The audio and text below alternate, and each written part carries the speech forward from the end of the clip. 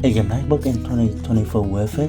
Well, in about 5 minutes, I will tell you some of my thoughts about MacBook as I've been using it for a month now to see whether if you should put your money into a MacBook. Personally, I have regretted my decision and here's why.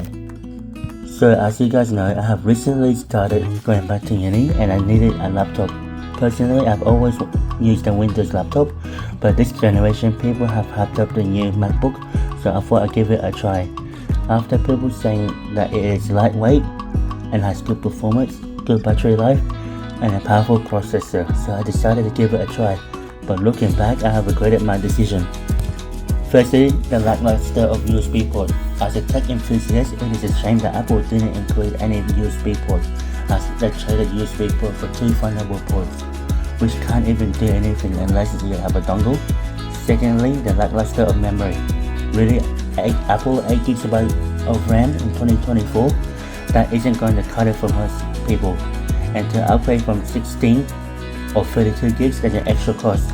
Now you're probably wondering about the price, and this is where it's gonna hurt. As of February 24, the MacBook I got, which is an M2 MacBook Air, 8GB of RAM and 512GB of storage, costed me $2,459 before student discount. And with the discount, it costed me $2,019, which hurts. I've asked for more storage because 256GB isn't a lot for me, and that alone costed me extra $300. At the time, I was going to get more RAM, but that also costed me extra $300, so I didn't go for it. If you want an extra RAM and more storage, it's gonna set you back an extra $600. As of recording today, an M2 will set you back $2,099 for extra, which was the exact model. Still a bit pricey in my opinion. And also the nasty finger marks that's left behind after touching it. Apple, come on, why did you use something that attracts finger marks? Lastly, the battery life. Apple claims that when you're in hibernate mode, the battery can last up to 18 hours, but if in use, it will tank. My MacBook battery didn't last long, and I only opened up Zoom to take classes and it went from 100% down to 60 in 3 hours. Like, ouch. Now for the verdict. For the price of a MacBook, I feel like Apple could have done a bit better in terms of giving us more USB ports and HDMI ports. I know the M3 models, they have given us an additional HDMI ports and USB port, but that still isn't enough. And also for the price, 8GB of memory is the base model. They could have updated to 16GB for the base model, because 2024 everyone uses a lot of computer hardware, knows that 8GB isn't enough nowadays, especially if you're planning on using this laptop for video editing. You will need at least 16 gigs of RAM.